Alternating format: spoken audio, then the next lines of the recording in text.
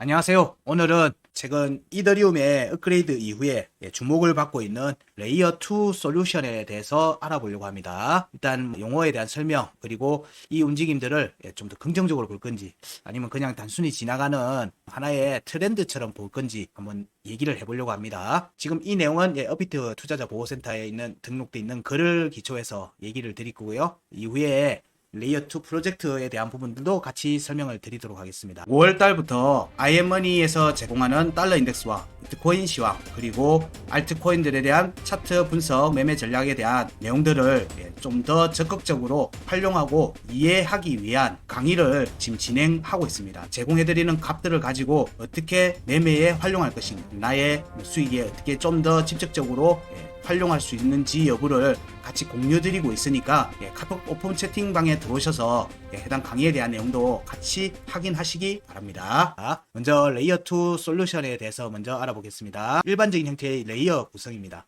이 보통 이제 기사들이나 백서들, 그리고 뭐 관련된 내용들을 많이 접하게 되면 레이어 1에 대한 얘기도 있고, 레이어 0, 레이어 1.5, 뭐 레이어 2.0, 오늘 우리가 하려고 하는 게 레이어 2.0이죠. 뭐 이런 식으로 구분해서 얘기되는 프로젝트들이 많이 있습니다. 이런 부분들에서 정확하게 뭘 의미하는지를 한번 살펴보려고 하는 겁니다. 먼저 레이어 1은 네트워크 그 자체를 얘기합니다. 진짜 코어 되는 부분들인 거죠. 신호적인 측면을 포함해서 네트워크를 구성하는 인프라적인 요소에 포함되는 게 레이어 1이 될 수 있습니다. 이런 부분들은 여러 파일의 전송에 관련되어 있는 부분들도 포함이 되고요. 그 위에 해당되는 파일 전송들은 결국에는 네트워크를 통해서 진행이 됩니다. 그리고 그 안에서 블록체인이라고 하는 일종의 데이터베이스라고 볼 수 있는 거예요. 소프트웨어적인 관점에서 표현을 하면 그런 데이터베이스 레벨이 블록체인이라고 표현할 수 있습니다. 그리고 그런 블록체인을 부를 때는 보통 레이어 1이라고 하죠. 그래서 비트코인도 레이어 1입니다. 이더리움도 레이어 1이고요. 자체 메인넷을 가지고 있고 자체 생태계를 구축하는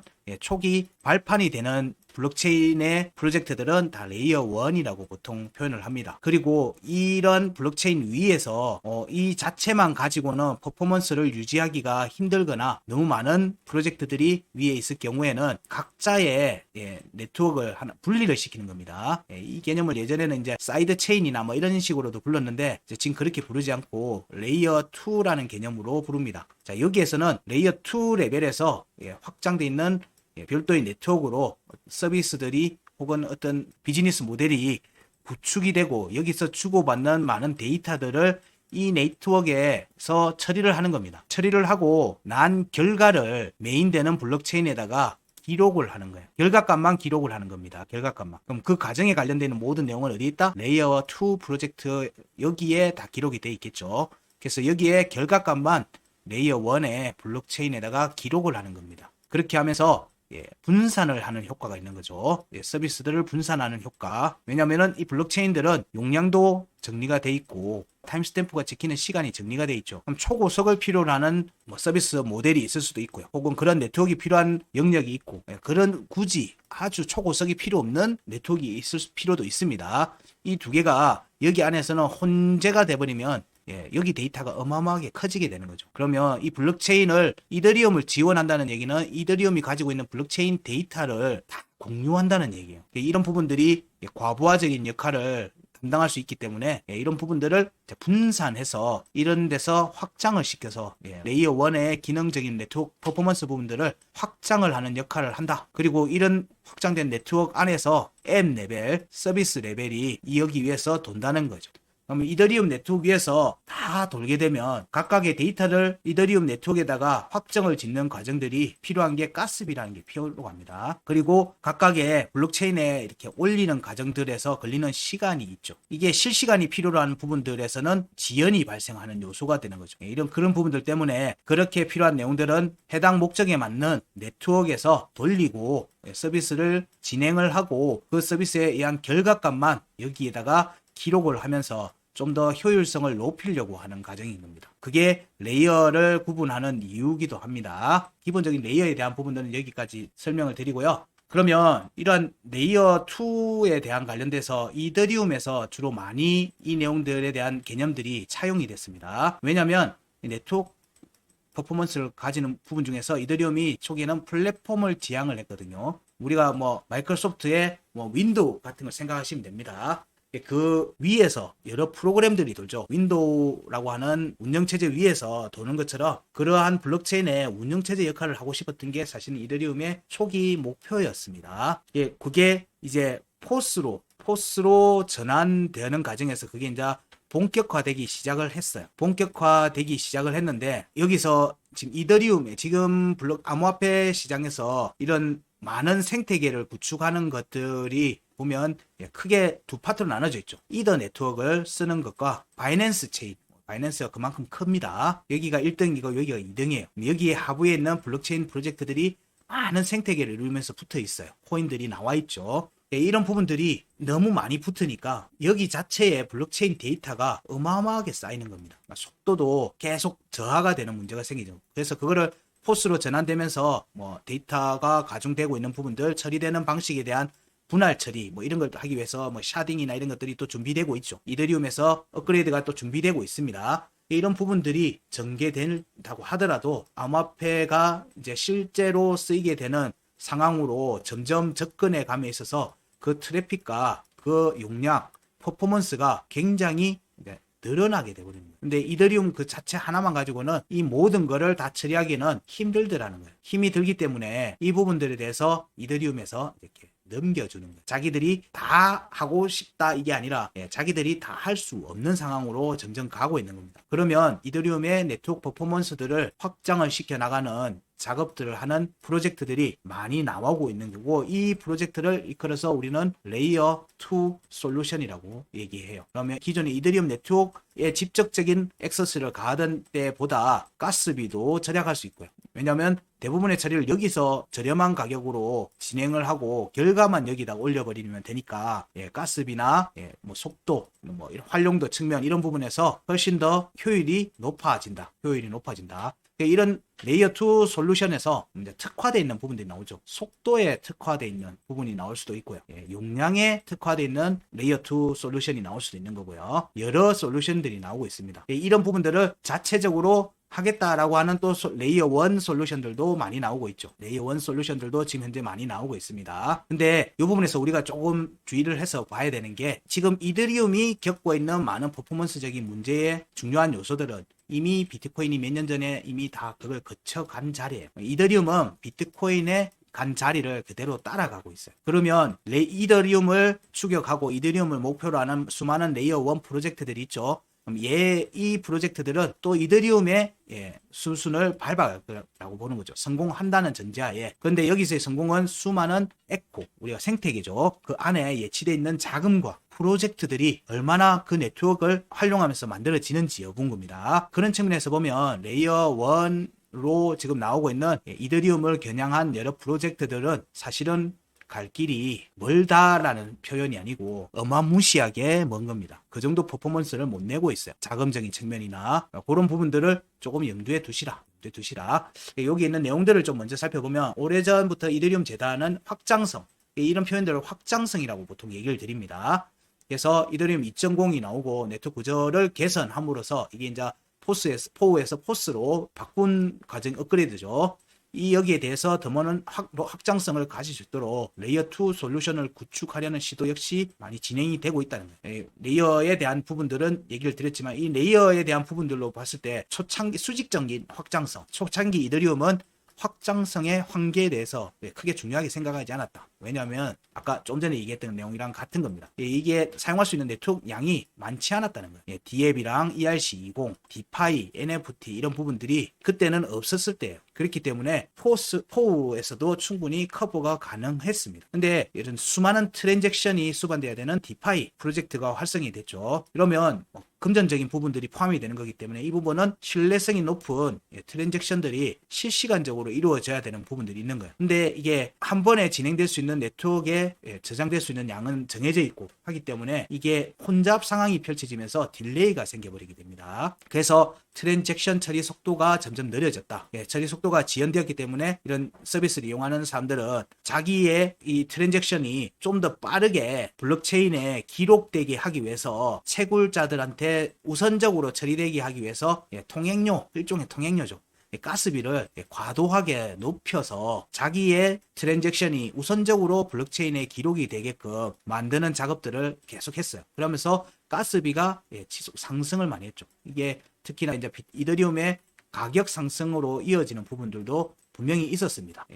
이런 측면들을 보면 사실 이런 이슈들을 지속적으로 비탈릭이 만들어 왔다는 측면을 보면 비탈릭이 대단한 존재인 건 확실합니다. 이런 이슈들을 만들어 오면서 이더리움을 근간으로 하는 여러 비즈니스 모델들이 많이 확대가 되었어요. 그리고 또 하나의 문제가 뭔가 하면은 수평적 확장성이 상호 운영성을 얘기합니다. 이더리움과 비트코인은 일단 상호 교류가 되지 않죠. 이게 레이어 1 블록체인 기반의 서비스 확장이 이제 제한되는 거예요. 왜냐면은 서로 다른 일종의 데이터베이스를 가지고 있는 거예요. 그래서 이 데이터를 서로 간에 이어가려고 하면 중간 단계에 뭔가 또 필요한 상황이 되는 겁니다. 그래서 직접적인 연결이 안 된다. 확장성에는 한계가 있다. 그래서 레이어 1 블록체인의 확장성 문제를 해결하기 위해서 레이어 1 블록체인 자체적으로 문제를 해결하거나 레이어 2 확장성 솔루션을 이용한다. 그래서 레이어 1 이런 부분들에서 여기에 레이어 2 레벨에서 이렇게 여기서 처리를 하게 하고 서비스나 모든 처리를 여기서 하고 여기 L1에 여기에 L1에 넣든지 L2에 넣든지 혹은 여기에 전송이 이렇게 되게 되든지 그래서 이런 멀티 체인이라고 하죠. 이런 체인들을 서로 연결시켜 줄 수 있는 확장성 그런 데서도 이런 레이어 2의 확장성이 사용된다는 얘기입니다. 그래서 상하이 블록체인 워크숍에서도 레이어 2 솔루션은 이더리움 확장의 미래라고 얘기를 했습니다. 그래서 레이어 2 이더리움이 초기에는 이렇게 자체의 네트워크를 확대를 시킬 방법들에 대해서 우선적으로 접근했어요. 그때도 아이디어는 다른 것도 있었어요. 역시 사이드 체인이라고 할 수 있는 부분들, 레이어 2에 대한 부분들을 할 수 있는 기술적인 부분들을 이미 다 포함을 시켜놨었어요. 근데 활성화가 안 된 겁니다. 그래서 이런 네트워크 자체의 퍼포먼스를 올리는 측면 그리고 이렇게 사이드 체인으로 활용하는 측면에서 속도에 맞춘 부분들이 전송 속도에 맞춘 부분들이 플라즈마라고 하는 게 있어요.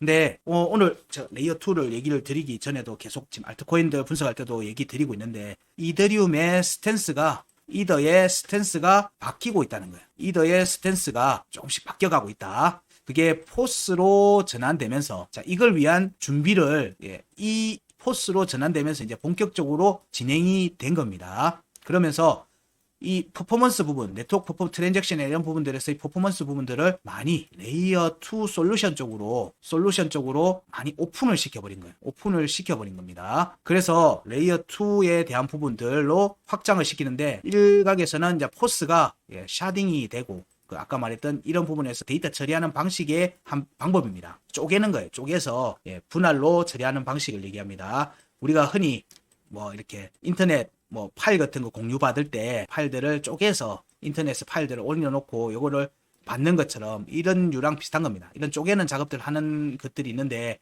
그게 업그레이드가 또 이더리움에서는 진행이 되고 있습니다. 근데 그게 된다고 해도 이더리움에 포함이 되어 있는 많은 프로젝트들의 처리를 이더리움 자체적으로 하기에는 이미 블록체인 데이터들이 너무 많아요. 너무 큽니다. 지금. 그래서 노드를 돌리기 위해서 들어가는 데이터베이스의 크기가 점점 커지고 있어요. 테라바이트 수준입니다. 현재. 이게 시간당 시간이 더 지나면 이게 더 기하급수로 더 커질 거라는 거예요. 그래서 이런 부분들 때문에 이더리움이 업그레이드가 된다고 하더라도 이더리움의 자체 데이터베이스가 어마어마하게 커지는 그런 상황으로 부분들은 긍정적이진 않기 때문에 아마 레이어 2 솔루션에 대해서는 레이어 2 솔루션에 대한 부분들은 지속적으로 확대되거나 이들의 가치가 이들의 서비스 되는 부분들이 많은 경쟁이 이루어지면서 성장을 할 거라고 보는 거예요.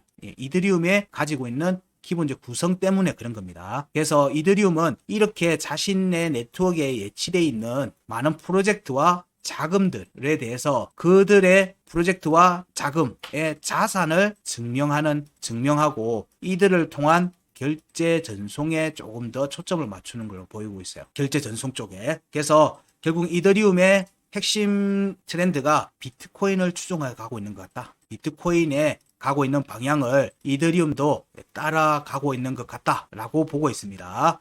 그래서 이런 관점에서 보면 자 이렇게 레이어 2의 확장에 대한 부분들이 네트워크 퍼포먼스적인 측면들이 있고요. 그리고 이런 실시간 처리를 위한 부분들은 플라즈마라고 하는 부분들이 있습니다. 그래서 이쪽에 조금 더 확장이 될 개연성이 있어 보인다. 물론 이게 레이어 2로 같이 묶을 수도 있어요. 레이어 2로 같이 묶을 수도 있습니다.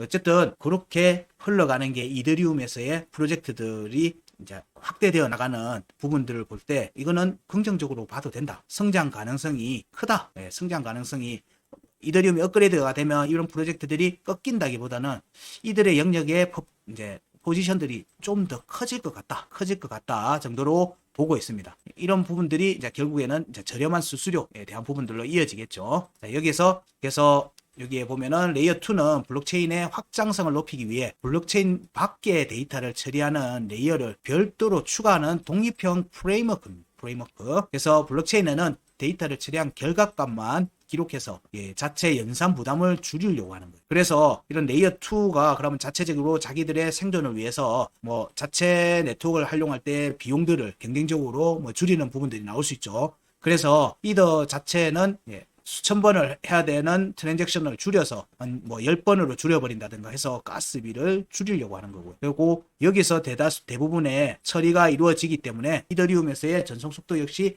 개선이 될 수 있는 형태로 전개될 수 있는 겁니다. 그래서 여러 내용들로 나옵니다. 오프체인에서 처리하여 확장성을 높이고 샤딘과 유사하다고 볼 수 있지만 이더리움 검증인의 유효성을 직접 검증하지 않고 샤드 체인에서 이렇게 된다 돼 있죠. 이건 좀 어려운 얘기긴 하지만 그러니까 여기에서의 내용들을 보면은 여러 확장성 솔루션은 여러 가지 기술로 나뉜다 돼 있는 겁니다. 이런 부분들이 많이 이렇게 오프체인 솔루션 그리고 사이드 체인, 스테이트 체인, 채널 이런 식으로 각자의 솔루션들의 기술적 요소가 어디에 좀 더 방점이 찍히느냐에 따라서 내용들이 조금씩 다른 프로젝트들이 많이 시장에 등장할 걸로 봅니다. 그래서 이러한 부분들이 시장을 성장을 이더리움의 동반 성장을 이루어지는 프로젝트들로서 주목해서 볼 필요가 있다. 이더리움은 비트코인을 따라가려고 한다. 비트코인이 지금 현재 가지고 있는 포지션으로 따라가려고 한다. 전송과 결제 이쪽 버튼으로 좀 따라가려고 하는 부분들이 있어 보인다는 게 핵심입니다. 전달하고자 하는 핵심입니다. 그래서 이더리움에서의 즉 이후에는 이더리움과 비트코인은 반드시 포트폴리오에 포함을 하셔야 돼요. 이 둘이 사실상 암호화폐에 주도를 하는 메인이 되기 때문에 기축이 될 개연성이 있기 때문에 그렇습니다. 이런 부분들을 좀 염두에 두시고 보셔야 됩니다. 자, 그러면 이후에 여기 코인마켓캡에 등록이 되어 있는 내용으로 살펴보면 레이어 2 토큰 여기에서의 현재 시장 점유율을 보면 압도적인 1위가 폴리곤입니다. 폴리곤. 거래 대금 기준입니다. 거래 대금 기준이 네트워크 레이어 2에서의 이더 안에서의 네트워크 퍼포먼스적인 측면을 얘기 드리는 게 아니라 여기는 마켓 점유율을 얘기하는 거예요. 거래 금액이죠. 거래 금액에서는 폴리곤이 압도적인 1위입니다. 그리고 두 번째가 아비트럼입니다. 네트워크에서의 퍼포먼스 점유율은 틀립니다. 얘가 1등으로 알고 있습니다. 그리고 얘가 2등이고요. 얘가 3등으로 알고 있어요. 근데 거래 대금은 얘가 1등입니다. 아비트럼이 2등, 익터버블 얘도 지금 3등으로 올라와 있죠. 하고 옵티미즘 부분까지 이렇게 루프링도 있고요. 루프링은 업비트에 상장되어 있는 걸로 합니다. 자, 이런 부분들이 현재 이렇게 여러 개가 있습니다. 그래서 오늘 이슈에서는 이 4개를 살펴보려고 합니다. 이 4개에 대해서 기본적으로 좀 알고 있자. 우리가 지금 현재 업비트 원화 차트에 상장되어 있는 건 이 2개 뿐입니다. 그래서 이들이 이후에 이제 업비트의 상장 여부나 이런 부분들도 좀 염두에 둬야 되겠죠. 그런 부분들을 살피시라는 겁니다. 포트폴리오적인 측면에서도 유효한 부분들이 되기 때문에 이런 부분들은 성장 가능성이 높다는 관점에서 좀 진지하게 살펴보시라라는 측면에서 오늘의 이슈 점검을 진행하는 겁니다. 자, 먼저 알아볼 프로젝트는 폴리곤입니다. 티커는 MATIC, 매틱이죠. 현재 국내 5대 거래소 원화마켓에서 모두 상장되어 있습니다. 그리고 오늘 얘기 드리는 레이어 2 솔루션 프로젝트 중에 대표격이기도 합니다. 또 이제 인도의 이더리움이라고도 말합니다. 폴리곤은 자, 설명을 간단히 드리면 느린 거래 처리 속도 및 제한된 확장성, 이더리움 블록체인의 한계점을 개선, 확장과 보안성을 높이고자 만든 암호화폐 이런 부분들입니다. 그래서 기존 매틱 네트워크에서 폴리곤으로 명칭이 리브랜딩 됐습니다. 근데 티커는 여전히 매틱으로 사용되고 있다. 그렇게 보시면 되고요.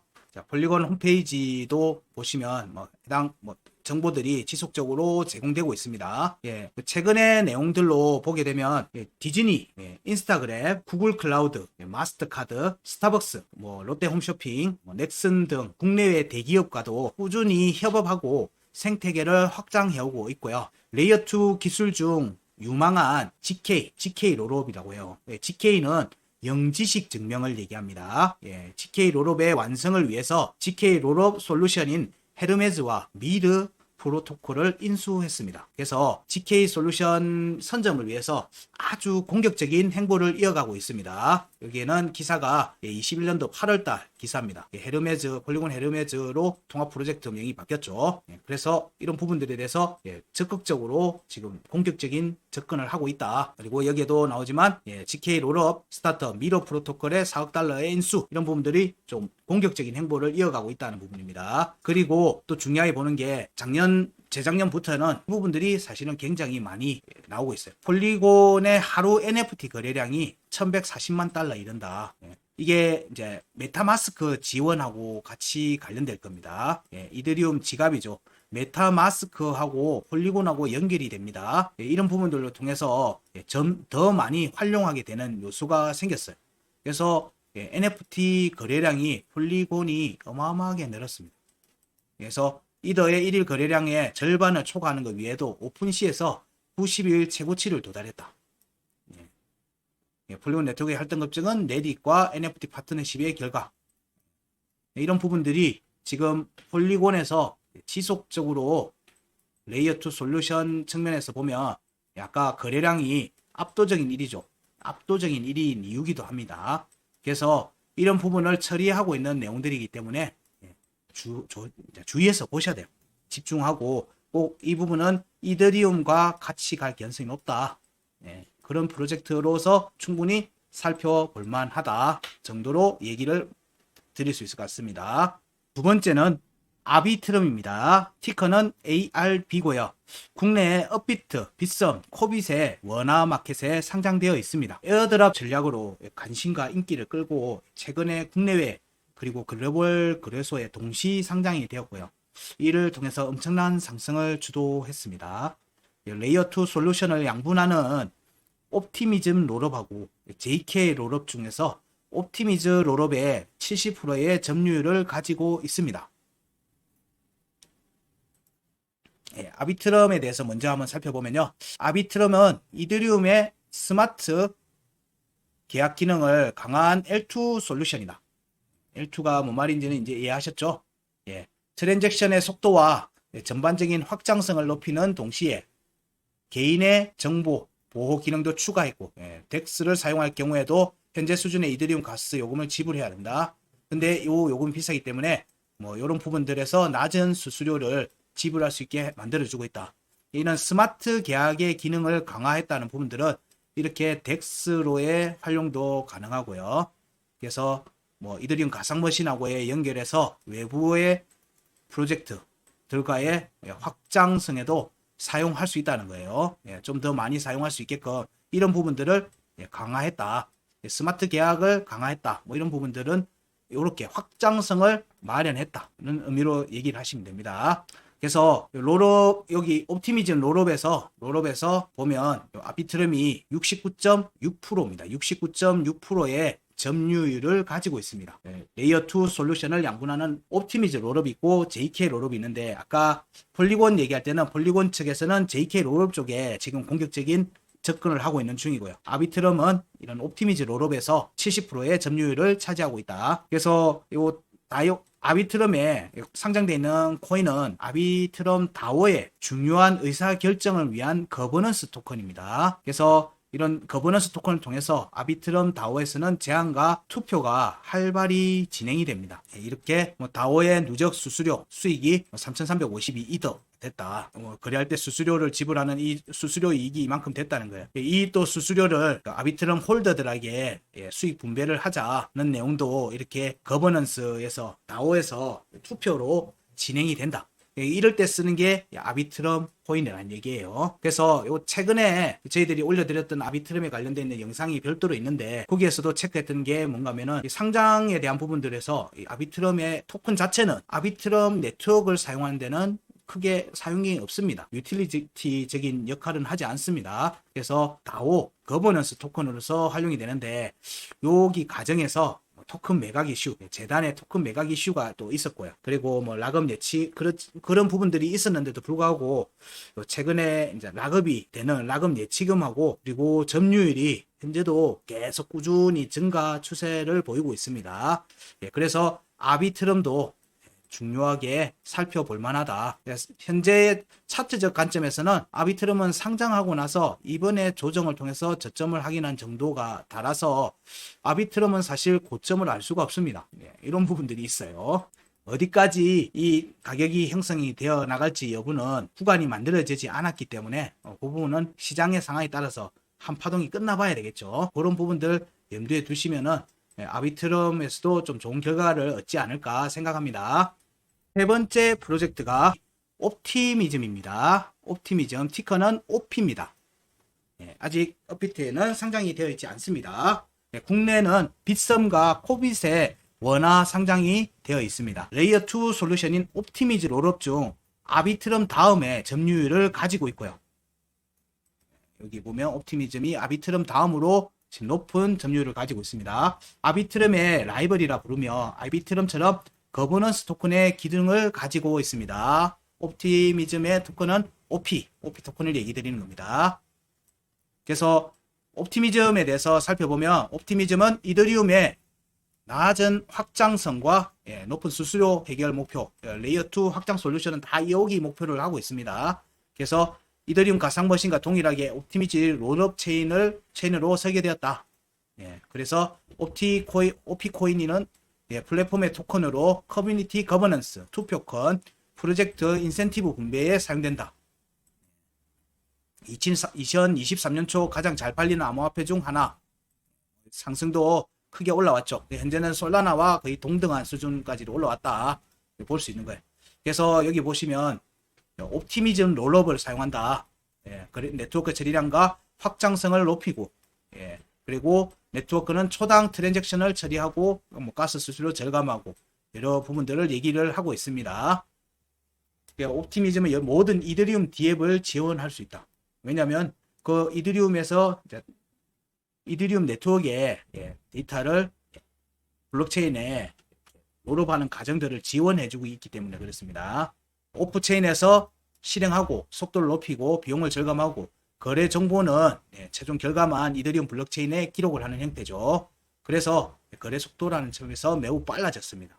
옵티미즘을 사용하는 거래소, 주로 덱스 거래소겠죠. 덱스 거래소입니다. 그래서 지금 덱스가 이슈를 받고 있고 덱스 관련된 있는 부분들에서 거래소 코인들, 덱스 거래소 코인들의 상승으로 이어지는 여러 부분들하고도 같은 흐름 속에 있는 거예요. 지금 이런 내용들이. 그리고 이런 부분들 보면 주로 옵티미즘 얘기할 때는 항상 아비트럼 얘기가 따라 나옵니다. 따라 나와. 하고 옵티미즘의 요 PBC는 비영리 이더리움 연구재단인 플라즈마 그룹, 아까 앞에서 초기에 했던 플라즈마 이 그룹이 그 네트워크 결제 관련돼 있는 그런 부분들을 처리하던 데였습니다. 이런 부분들이 2019년 1월에 리브랜딩을 한 겁니다. 그래서 플라즈마 그룹은 2018년 하반기부터 플라즈마 연구를 벌이고 OR 솔루션 구축에 전념하게 되었는데 이렇게 탄생한 것이 오늘날의 옵티미즘입니다. 그래서 옵티미즘 PBC 경영진은 중요한 인물 3명이 있는데 이 3명 모두가 이더리움 오지 멤버들이고 이들이 이제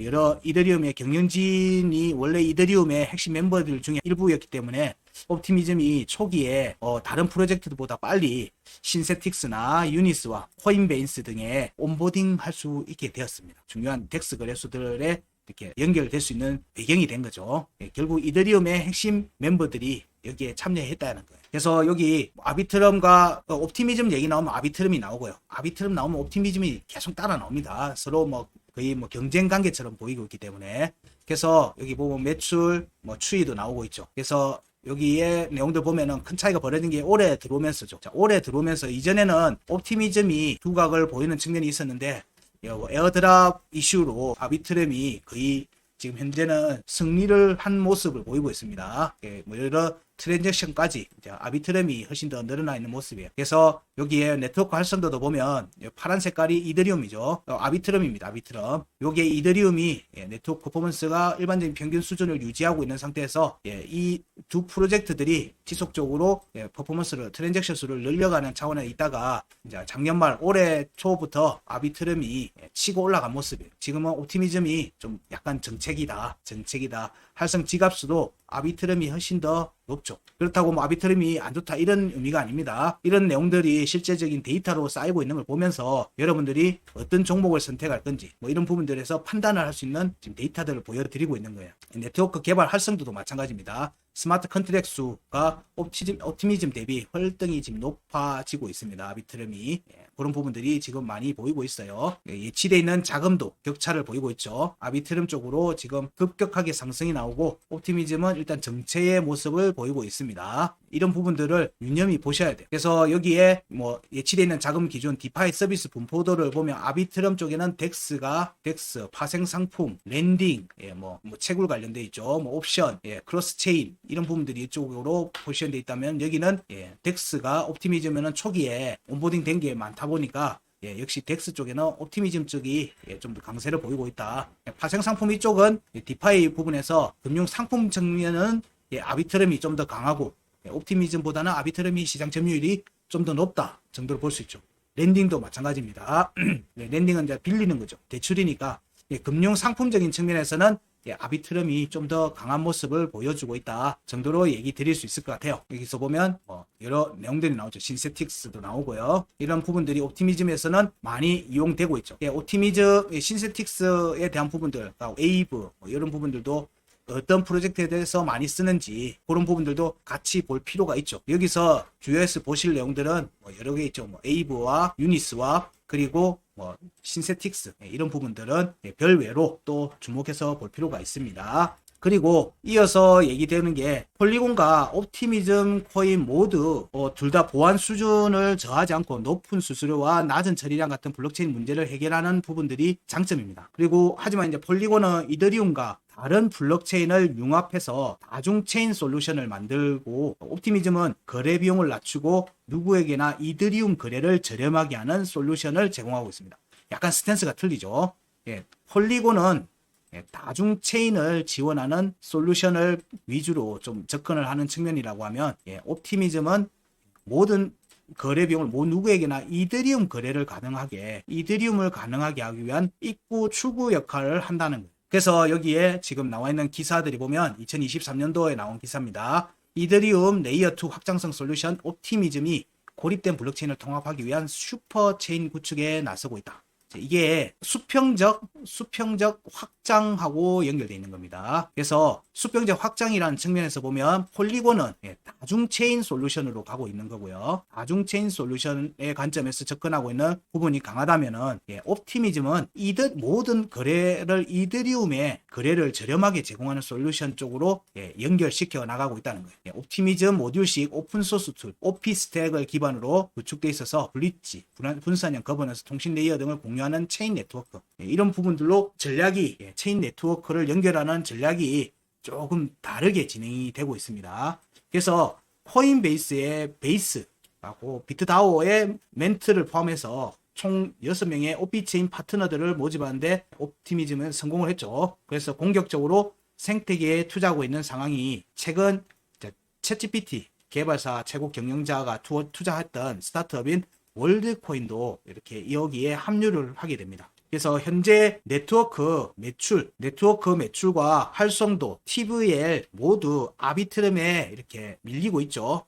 밀리고 있습니다. 밀리고 있지만 코인베이스를 필두로 한 슈퍼체인의 파트너들로 인해서 이 시너지를 좀 볼 수 있어요. 이 데이터를 보면은 지금 현재 아비트럼에 비해서 지금 많이 퍼포먼스가 떨어지는 걸로 보이는데 슈퍼체인이라고 하는 전략으로 인해서 그들과 함께하는 파트너들이 굵직굵직한 파트너들이 지금 합류한 상태이기 때문에 이런 부분들을 만회하기 위한 움직임 그리고 그러한 시너지가 기대된다는 얘기예요. 자, 네 번째 레이어 2 솔루션은 이뮤터블 X입니다. 이뮤터블 X는 업비트 BTC 마켓에 상장되어 있고요. 코빗의 원화 마켓에 상장되어 있습니다. 이뮤터블 코인 경우에는 내용을 설명을 드리면은 여러 높은 가스 이더리움의 네트워크 거래자 게이머 아티스트들을 위한 NFT 거래를 제공을 한다. 이더리움의 기능을 활용해서 NFT 원화라는 거래를 제공함으로써 빠른 거래와 자체 NFT를 만들 수 있는 엄청난 확장성을 제공한다. 그러니까 쉽게 정리하면 이더리움의 NFT를 위한 사이드체인이다. 이렇게도 볼 수 있는 레이어 2 솔루션이다. 그래서 NFT 쪽에 많이 특화되어 있습니다. 그래서 이뮤터블 X는 NFT 거래 및 매매를 위한 이더리움 기반의 레이어 2 솔루션입니다. 그래서 유저들에게 빠른 거래 속도 그리고 무료에 가까운 가스비 제공하고 있고요. 개발자들이 이더리움에서 NFT 프로젝트 그리고 게임을 효과적으로 구축할 수 있도록 도와주는 거죠. 여기서 진행을 하게 하고 이더리움에 등록하는 형태로 진행을 한다는 거예요. 사용자는 거래 비용 없이 안전한 플랫폼에서 NFT 프로젝트를 구축하고 관리할 수 있습니다. 단순히 이뮤터블 X는 가스 수수료를 절감하는 것 사용 위에도 다음과 같은 이점이 있는 상황으로 체크되고 있습니다. 매틱이나 XDAI와 같은 대체 확장 솔루션에서는 볼 수 없는 메인체인 이더리움과 동일한 수준의 보안으로 NFT를 자체적인 관리가 가능하다. 트랜잭션은 즉각적이고 이더리움으로 다시 이동하는 것이 무신뢰 환경에서도 검증 가능하다. 이미 여기서 검증을 다 했다는 얘기죠. 그래서 다른 솔루션과 달리 NFT를 구매, 판매, 전송 시에 고유한 레이어 2 토큰을 소유하고 있을 필요가 없다는 겁니다. 그 자체로 이더리움의 NFT와 동일하다는 의미로도 얘기를 할 수 있겠네요. 이뮤테블 X는 영지식 증명을 이용해서 롤업 프로젝트, GK 롤업을 프로토콜 이용해서 확장성이나 유동성이 낮은 개발자들의 경험 지연 등의 이더리움 문제를 해결하고 승인에 사용하는 시간을 단축한다. 얘는 기본적으로 JK 롤업을 이용한다는 거예요. 그래서 앞에서 폴리곤하고 약간의 차이점이 있다. 폴리곤이 최근에 NFT 쪽에 집중하는 모습과 같이 이렇게 이제 부딪히는 부분이 있죠. 경쟁 관계에 있다는 거예요. 이런 부분들은 기술적인 요소에 대한 부분이니까 이뮤터블 X의 용도는 크게 세 가지로 볼 수 있습니다. 크게 세 가지로 볼 수 있는데 프로토콜 수수료 그리고 스테이킹 보상 그리고 거버넌스를 위한 부분들이 있습니다. 첫 번째 프로토콜 수수료 부분을 보면 매매한 NFT 가격을 이뮤터블 X로 지불해야 하고 이뮤터블 X가 없을 경우에는 자동으로 지갑 내에 있는 이더를 이뮤터블 X로 교환해서 이뮤터블 X를 수수료로 지불하는 형태로 구성되어 있습니다. 그리고 스테이킹 보상, 이뮤터블 X를 보유하고 있어야 하고 거버넌스 투표에 참여하였을 것, 그리고 프로토콜 내에 NFT 거래나 NFT를 보유해야 한다는 조건이 있습니다. 그리고 거버넌스 측면에서는 이뮤터블 X를 보유 시 투표 참여, 거버넌스 제안에 참여할 수 있습니다. 주로 이더리움과 경쟁하는 프로젝트와 달리 이더리움의 기능을 활용해서 NFT 거래자들에게 기능을 제공하고 있고요. NFT의 P2E 블록체인 게임에 집중하고 있는 것이 특징입니다. 그래서 이뮤터블 X는 게임 토큰의 거래를 위한 고성능 및 안전한 마켓플레이스를 제공하고 게임 내의 아이템 및 자산을 소유자가 완전히 소유하고 거래할 수 있도록 하고 있습니다. 그리고 이뮤터블 X는 블록체인의 투명성과 보안성을 활용하여 게임 아이템의 소유권을 보장하고 거래의 투명성을 제공해서 유저들이 안전하게 거래를 할 수 있도록 하는 NFT와 게이밍에 특화되어 있는 프로젝트라고 할 수 있습니다. 또 하나 주목할 점은 바로 이뮤터블 X의 베커들과의 파트너십들입니다. 이뮤터블 X의 베커들은 갤럭시 디지털이 있고요. 여기 지금 화면에 쭉 흘러가고 있죠. 코인베이스, 유명한 베커들이 많이 있습니다. 텐센트가 있고요. 갤럭시 디지털, 너바나 캐피탈, 여러 중요한 우리가 알만한 베커들이 자리하고 있습니다. 작년에는 미래에스를 포함한 텐센트, 애니모카, 브랜드 등 유명한 기업들로부터 2억 달러의 자금을 조달했습니다.